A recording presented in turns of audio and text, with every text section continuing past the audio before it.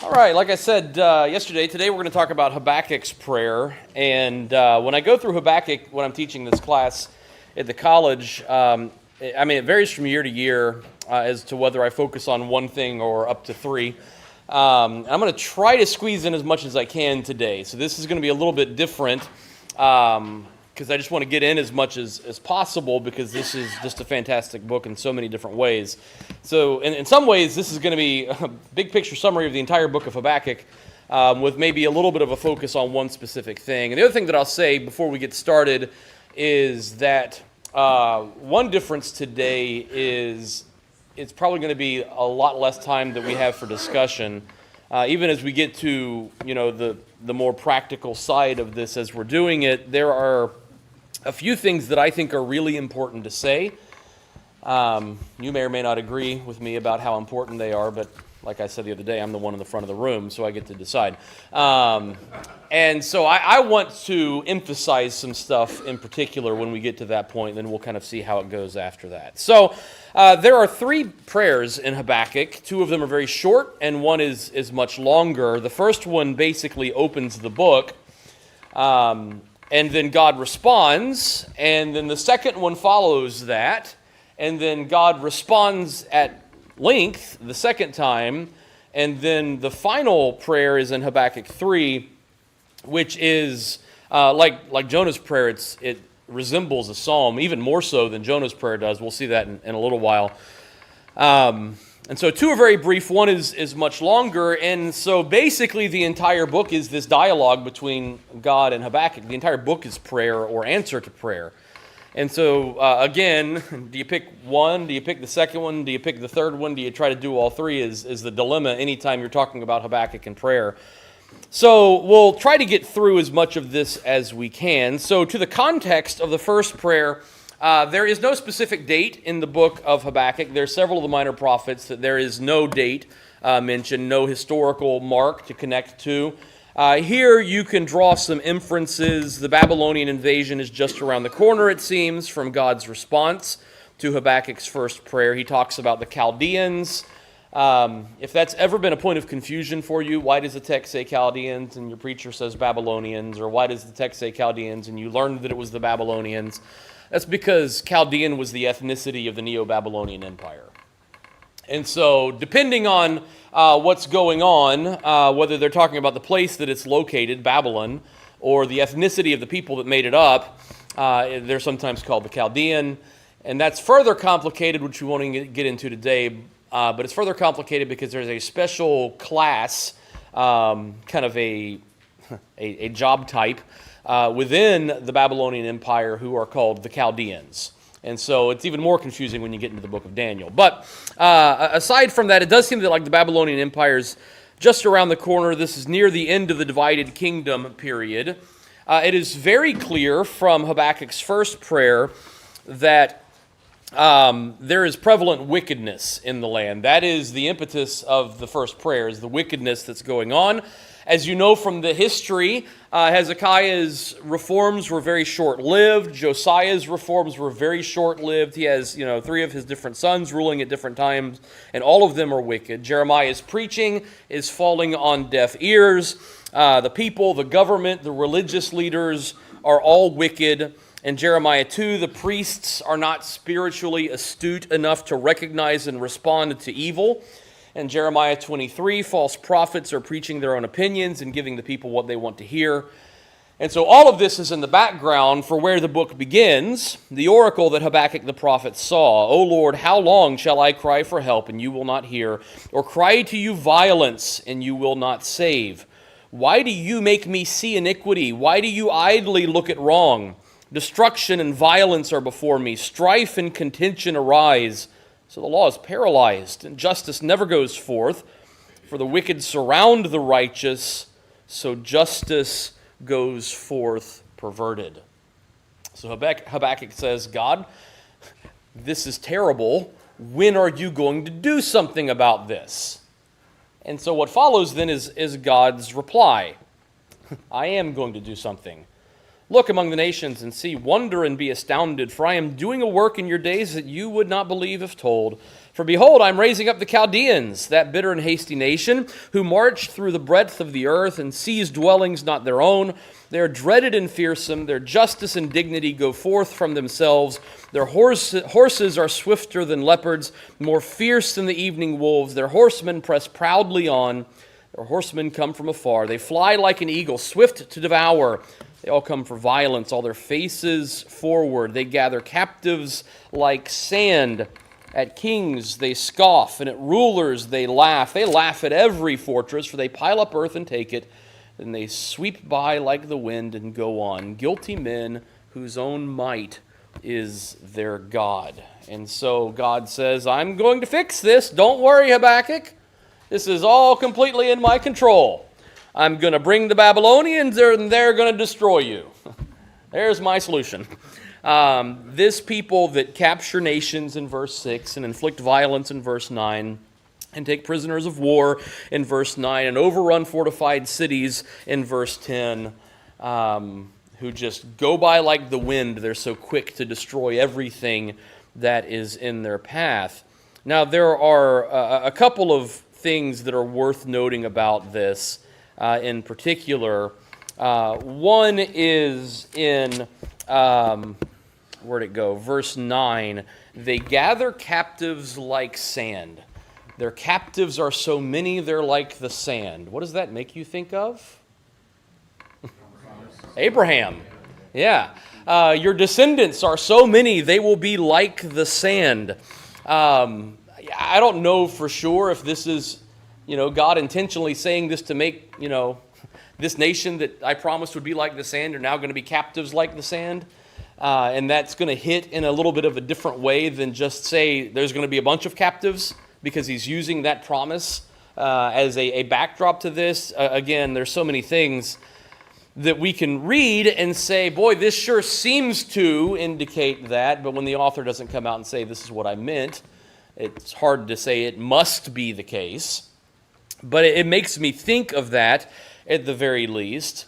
And then the very last line of God's response really is a shocking thing. If it's not enough to say, they're wicked, they're bitter, they're hasty, they inflict violence, they take prisoners of war, they overrun fortified cities, they are swift and dreaded and fearsome, and conquest is inescapable from the hands of these awful people. If that's not enough to say, okay, these can't possibly be the guys that are working on behalf of God, the way that it ends, guilty men whose own might is their God, is another one of those lines that's just, wow, really? They're not just wicked. They're not just violent and evil. They are self-worshiping. And God is going to use these people to destroy his people. And so Habakkuk's next response is basically going to be, well, this can't be right. And I don't know how you feel about that response just off the top of your head, but at least from one perspective, that response makes a lot of sense. You're going to what? With who? That can't be the answer. And so, to Habakkuk, this is basically a non-answer in some sense. I mean, again, in verses 2 and 3, how long will I cry to you violence? He asks. In verse 9, the Babylonians all come for violence, God says. His appeal is, why do you make me see iniquity and make me idly look at wrong? Justice never goes forth, or justice goes forth perverted. There is injustice is a big problem of what Habakkuk's complaint is. And in verse 7, they are dreaded and fearsome. Their justice and dignity goes forth from themselves. If you know anything about the Babylonians and what they're doing, it's not exactly what an Israelite worshiper of God would have called justice. The problem is injustice. The solution is unjust people. The problem is violence. The solution is violence. The problem is that God is looking but not acting, Habakkuk says. How long are you going to look at this and not do anything about it is, in essence, the question. And the reply is, look at what I'm doing. You're making me look at all of these terrible things, Habakkuk says. Why do you make me idly look at wrong? Well, look at this. And Habakkuk thinks, well, this is wrong. You're still making me look at wrong. This doesn't make any sense at all. And so very much in Habakkuk's mind, God's answer makes things worse, not better. Because before he was confused, and now he's more confused. Instead of getting clarification, he just gets further confusion. And this isn't just because Habakkuk doesn't understand what God's doing. I mean, that's going to be part of it all the time when you feel this way, is you don't understand what God's doing. And perhaps you can't understand what God's doing. But the reason why that happens is because you do understand who God is. And what God seems to be doing doesn't match who God is. That's the problem that Habakkuk has. The problem that Habakkuk has is he knows God. He knows God's character and everything about what he sees in the world around him and what God has said in response to his plea does not match who he knows God to be. And so he's befuddled about this. He's confused about what's going on. And so he continues then in verse 12, "Are you not from everlasting, O Lord my God, my Holy One? We shall not die." That's a difficult phrase that we're not going to take the time to talk about today. I'll just say different translations handle that in different ways, and it's a little bit more confusing there. But, O Lord, you have ordained them as judgment, and you, O rock, have established them for reproof. You who are of purer eyes than to see evil and cannot look at wrong. Why do you idly look at traitors and remain silent when the wicked swallows up the man more righteous than he? You make mankind like the fish of the sea, like crawling things that have no ruler.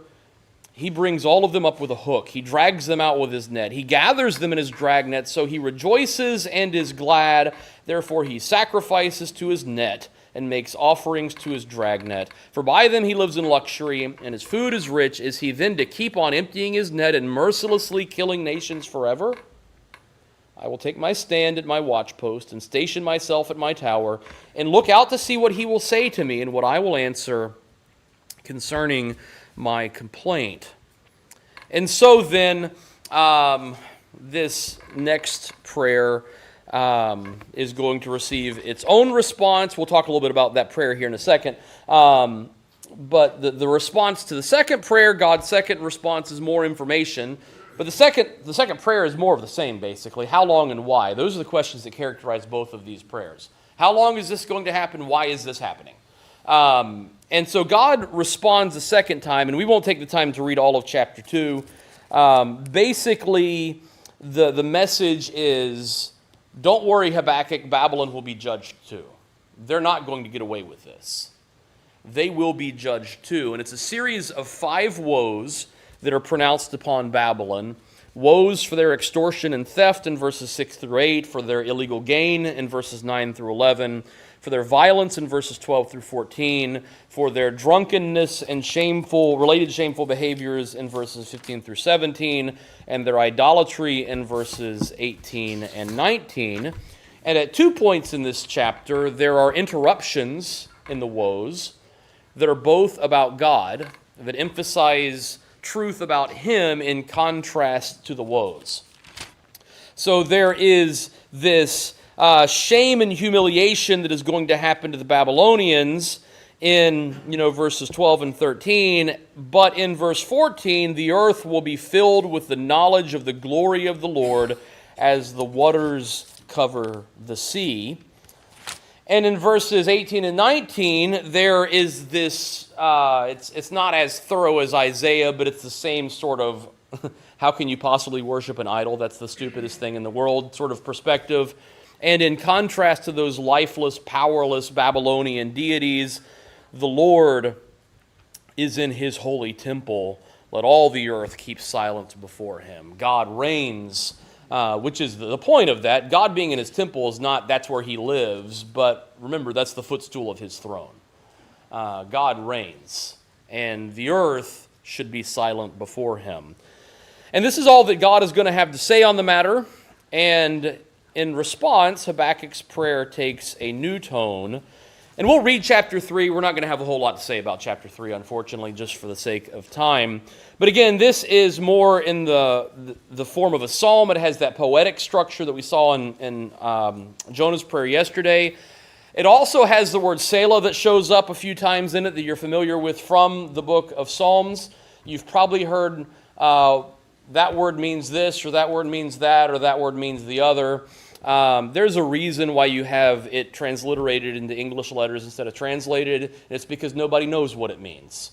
Everything you have ever heard is an educated guess of a variety of kinds. Some are probably closer to others. But for the most part, there are exceptions. But for the most part, when you have a funny-looking word that's probably the Hebrew, not the English, it's because the translators, there's no consensus as to what it means. The same thing is true at the beginning, a prayer of Habakkuk the prophet, according to the Shigaion Oath. There's a reason that word is in Hebrew, not in English. But again, that's something else that marks it out as very psalm-like. So also at the very end of the choir master with stringed instruments. I mean, this is clearly meant to be a psalm that concludes this book. So, Habakkuk's prayer then. O Lord, I have heard the report of you, and your work, O Lord, do I fear. In the midst of the years, revive it. In the midst of the years, make it known. In wrath, remember mercy. God came from Teman, and the Holy One from Mount Paran. His splendor covered the heavens, and the earth was full of his praise. His brightness was like the light. Rays flashed forth from his hand, and there he veiled his power. Before him went pestilence, and plague followed at his heels. He stood and measured the earth. He looked and shook the nations. Then the eternal mountains were scattered. The everlasting hills sank low. His were the everlasting ways. I saw the tents of Cushan in affliction. The curtains of the land of Midian did tremble. Was your wrath against the rivers, O Lord? Was your anger against the rivers, or your indignation against the sea, when you rode on your horses, on your chariot of salvation?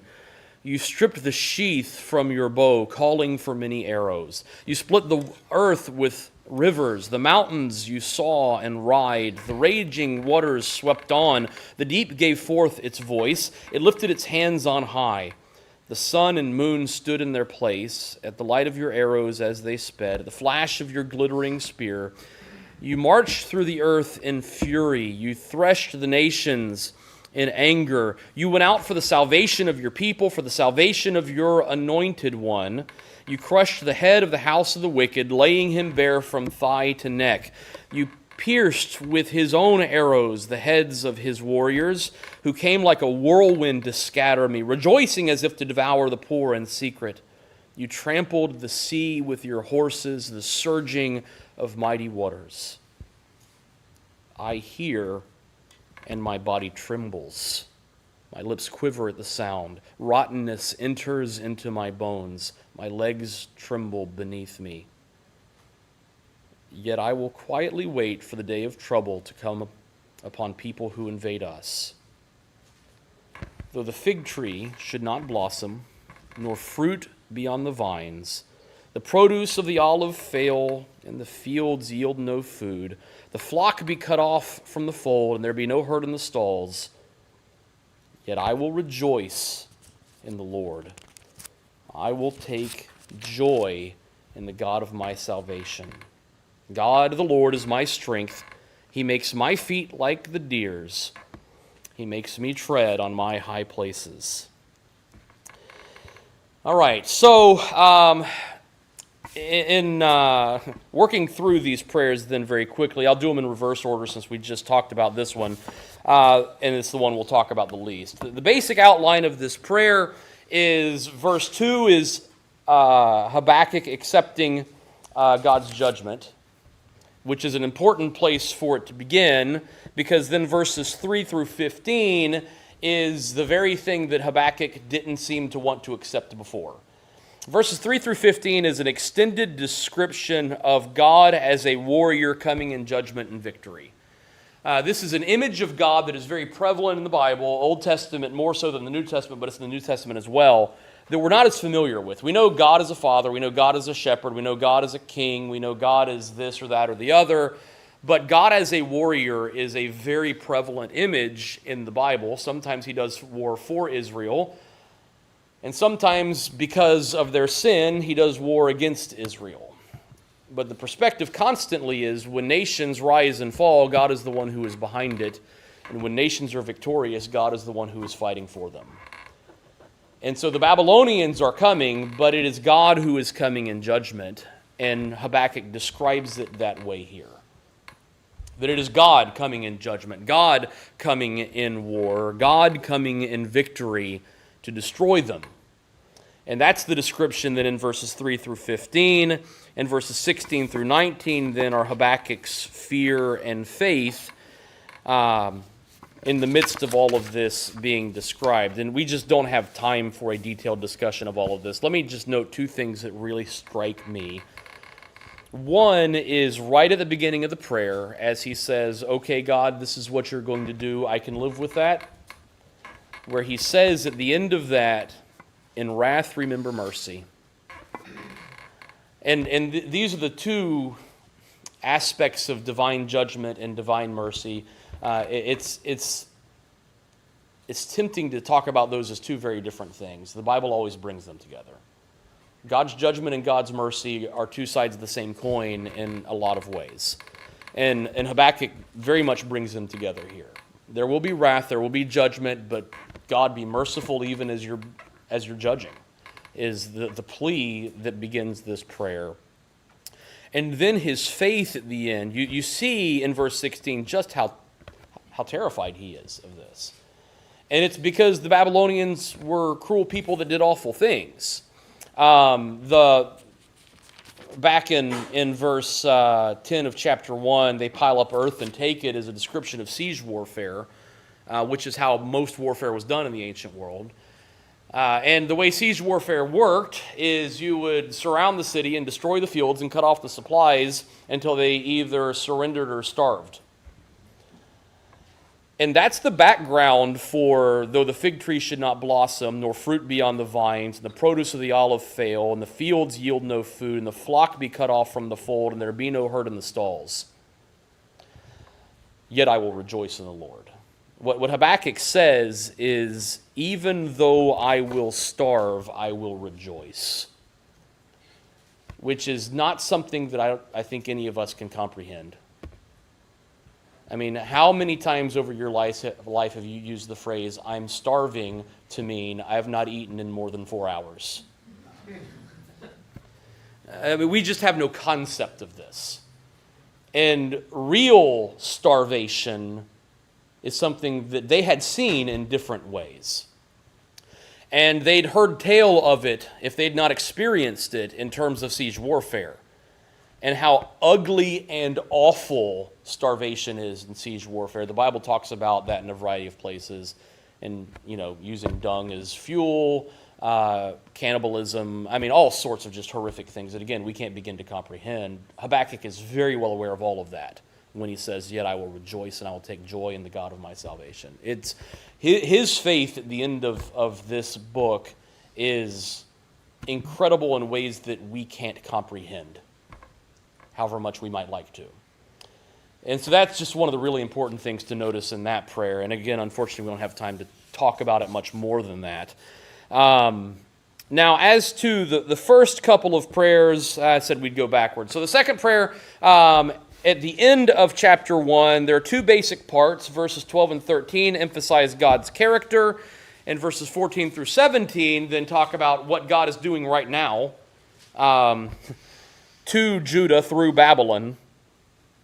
And God's character is, he's a covenant God, he's a personal God, he's holy, he's the judge, he's pure. All of this is true, and that only complicates the matter because as far as Habakkuk's concerned, his behavior doesn't match his own understanding of who God is. And this is the essence of the complaint then, is how can you be a God who's just and use people who are worse than we are to judge us? Yeah, we're bad, we've got problems, that's where I started, but how can you, sit idly by and let the wicked swallow up the man who's more righteous than he is?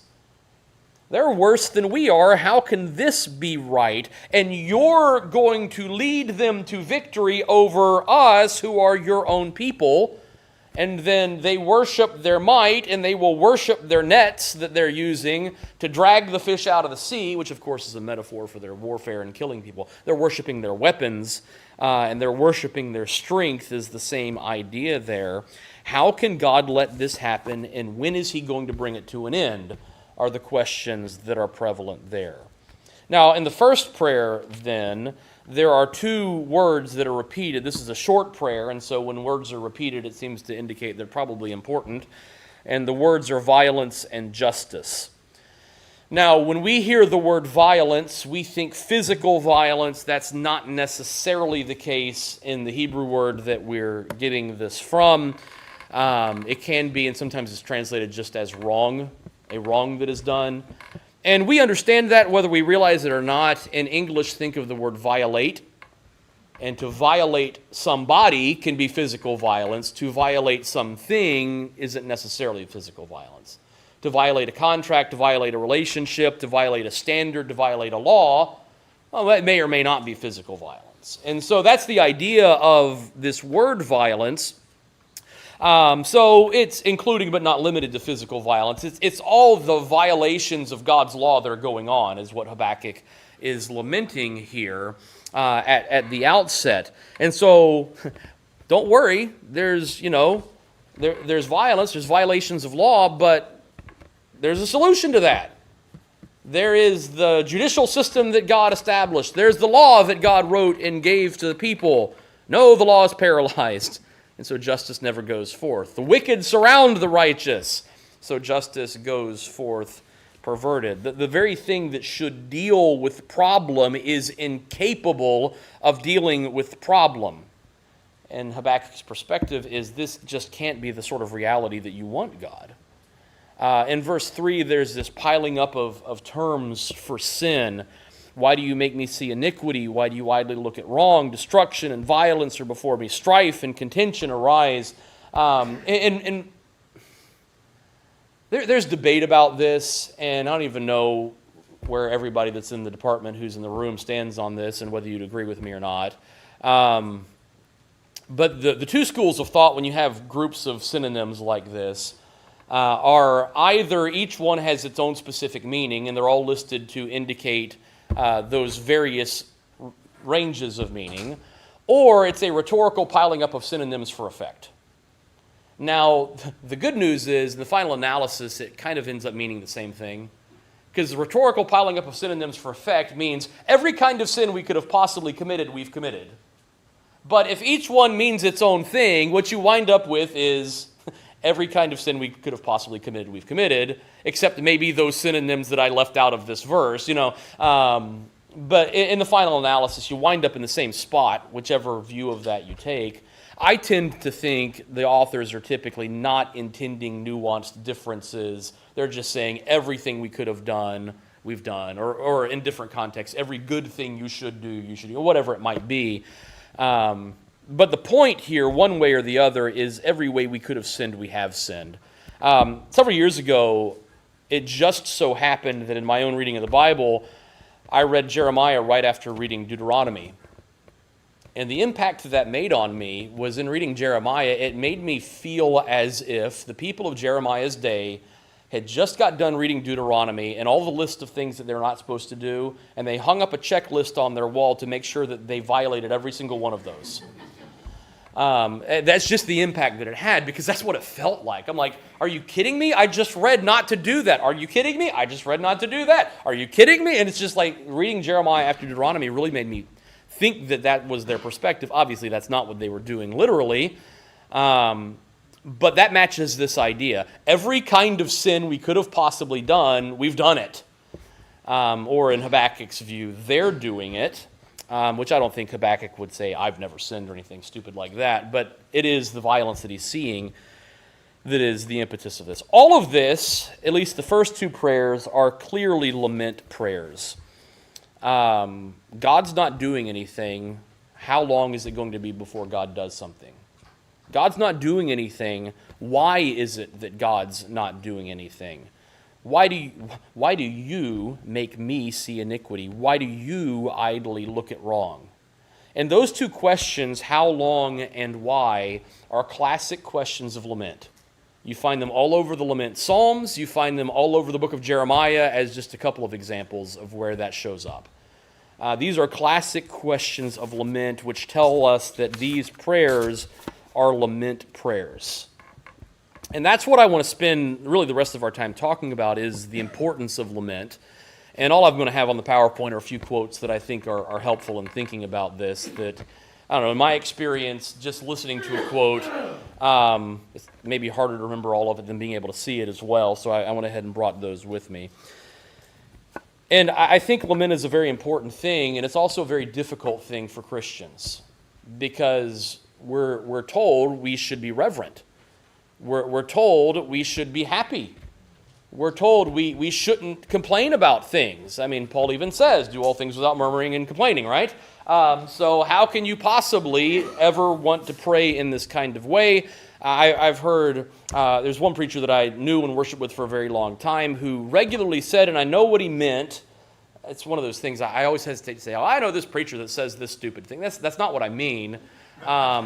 I really do know what he's getting at, and I think if you talk to him about the nuances and everything, he would agree. But he always said, Christians should be the happiest people on earth.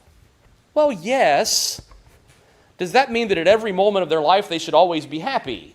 No. And again, I don't think he would argue with that. But the fact that he said it so much, it kind of drove me crazy, because it does a very bad job of speaking to the people who are hurting in the moment. And there is a place for lament, I believe, in Christianity. And what's going on in lament? Well, the first thing that I'd say about lament is prayer that is rooted in covenant.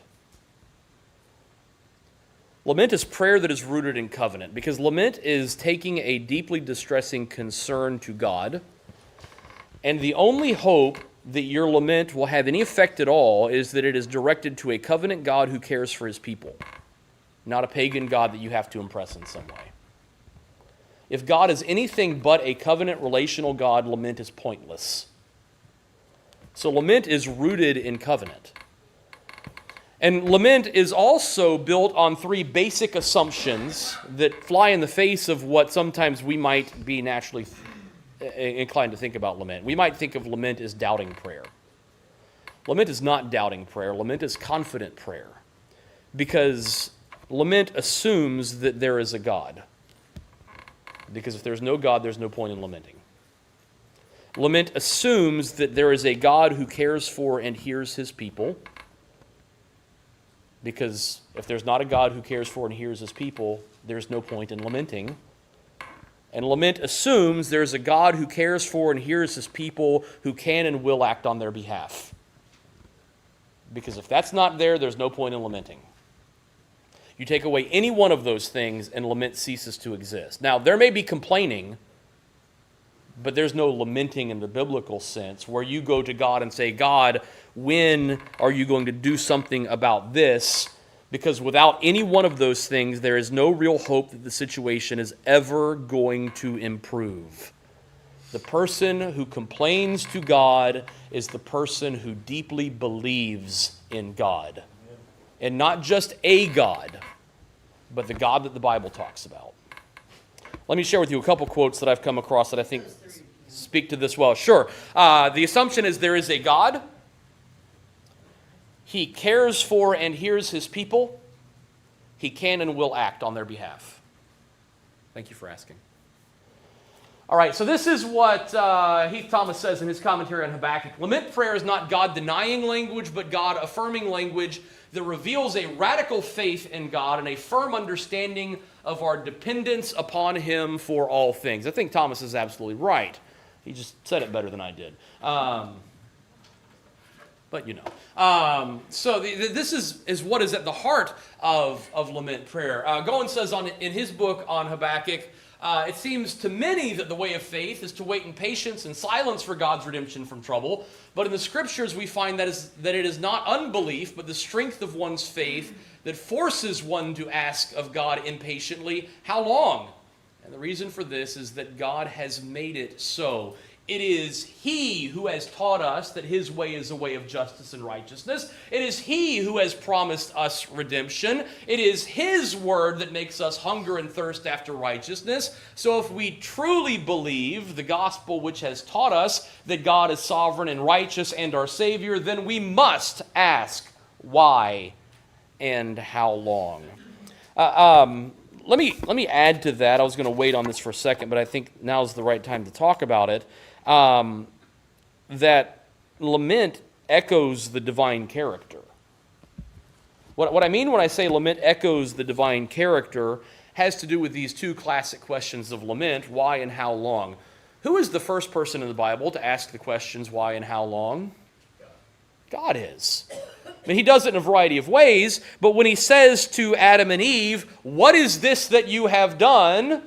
And He says to Cain, "What is this that you have done?" And He says to the Israelites, 500 times, "How long must I bear with these people?" And Jesus says in His ministry, "How long must I bear with these people?" He's asking the questions of lament. Why does He ask that? Well, He asks it because He looks at a broken world and says, this isn't how it should be. And it has to change. So when we look at a broken world and we say, how long is this going to how long is this going to be? This has to change. Are we being more like God or less like God? We're standing alongside God and viewing the broken creation from His perspective when we ask why and how long. That's a really important thing to understand. And this is why the perfected saints, so to speak, in Revelation chapter 6 are still asking, how long, O Lord? It's not because their faith is deficient under the altar. It's because they really see things from God's perspective there. So these aren't questions that stand against faith. These are questions that align with God's perspective, is what they are.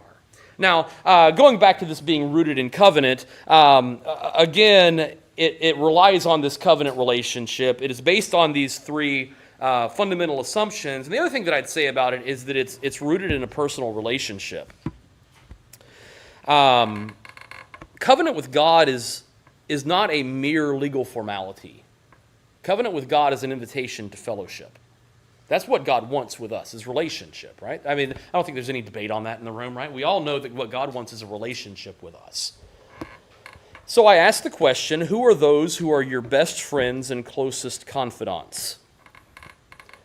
Is it the people that you must put on a brave face for and from whom you must hide your true feelings?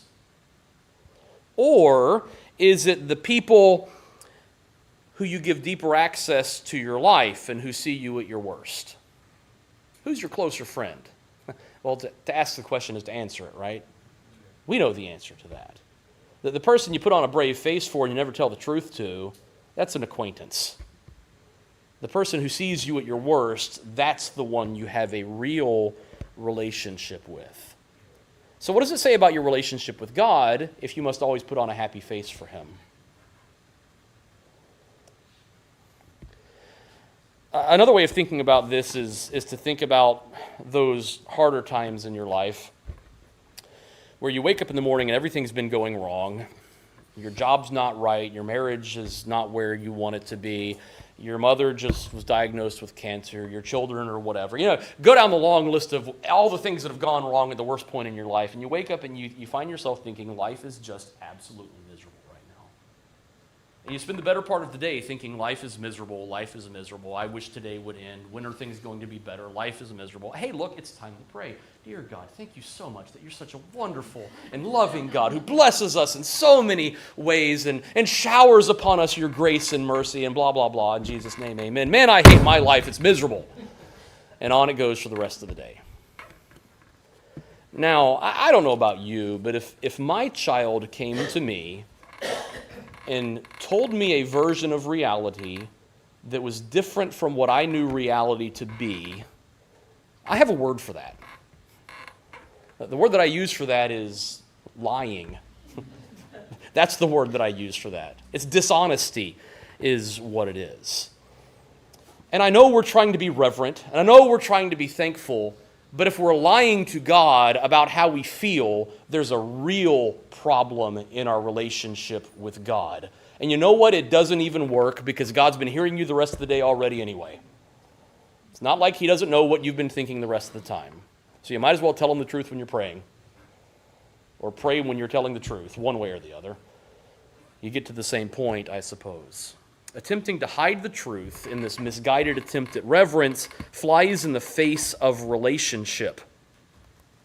The one who really, truly, completely trusts in God is someone who can tell God all things. The one who has to put on a fake happy face for God is the one who has a fake relationship with God. That's maybe a little bit too hard, but I don't know, maybe it's right what we need to hear sometimes. As I said earlier, Christians should be the happiest people on the earth. Doesn't help people that are struggling in the moment. And lament does. Lament acknowledges that we all are in this place at some point or other in our lives. And a lot of Christian assemblies that I'm familiar with, at least, wind up being largely happy affairs with pats on the back and the like, where we all pretend like we have our act together and go, affirm people who are also pretending they have their act together, and none of us get any help for any of our struggles in any way. And hopefully, at least, we have some deeper personal relationships with other Christians that know about those difficult things. But it's just a difficult thing. Let me quote Goen again here. Christian worship tends to be all triumph, all good news. And what does that say to those who at the moment know nothing of triumph? That they've muffed it somehow? Their faith hasn't been strong enough to grant them success? That the whole business is a fraud? Has the Christian gospel completely eliminated the need, which Israel recognized so clearly, to lay all the failures of this life very openly before God himself and ask him, as a believing, worshiping community, why and how long? Let me stop there for just a second.